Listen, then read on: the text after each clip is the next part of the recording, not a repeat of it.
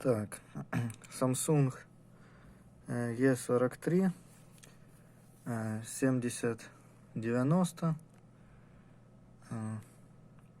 После отключения света телевизор находится в поселке, работает. После последнего отключения света, когда телевизор работал, когда подали свет,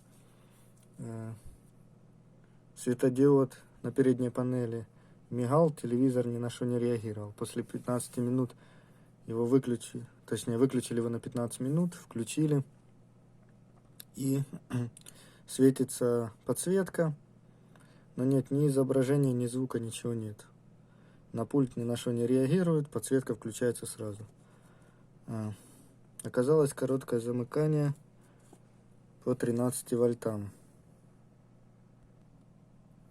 Вот смотрим, у нас стоит предохранитель SMD по 13 вольтам, то есть отсюда с блока питания 13 вольт есть, а 13 вольт вот здесь, где тут точка, вот 13 вольт, у нас короткое замыкание.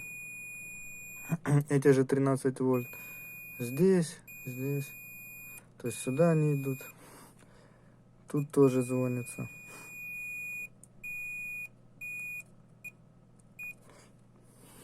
Вот. Для того, чтобы определить, где именно у нас короткое замыкание, я использовал ESR-метр. У него можно по миллиомам определить, где же наименьшее сопротивление. Наименьшее сопротивление оказалось как раз таки в этой точке. И судя по всему, проблема в микросхеме усилителя мощности, УНЧ, усилителя низкой частоты, вот он. Чтобы окончательно убедиться, для этого нужно подать с лабораторного блока питания напряжение и ток стабилизированный.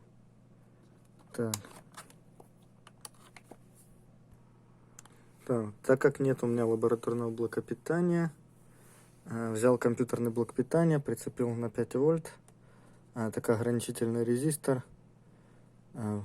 два последовательно соединенных резистора 10 ваттных, 0,22 Ома каждый.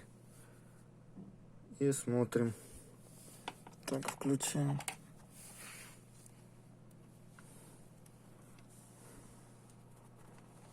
Было видно. И тыкаемся точку. Где она тут? Вот. Так. 3,3 вольта. Вот мы видим ток 5,66 ампера. И начинает нагреваться сам микрочип усилителя мощности. То есть палец уже не удержать. Значит, будем откидывать эту микросхему и проверять, останется ли короткое замыкание. Выпаял я микросхему усилителя, вот она. Но проблема оказалась не в ней, а вот тут стоял УНЧ, а под ним, чуть в сторону, стоит 4 конденсатора. Вот один из этих конденсаторов был пробит. Короткое замыкание ушло, соответственно. Вот смотрим. Опять же в эту точку 3,3 вольта.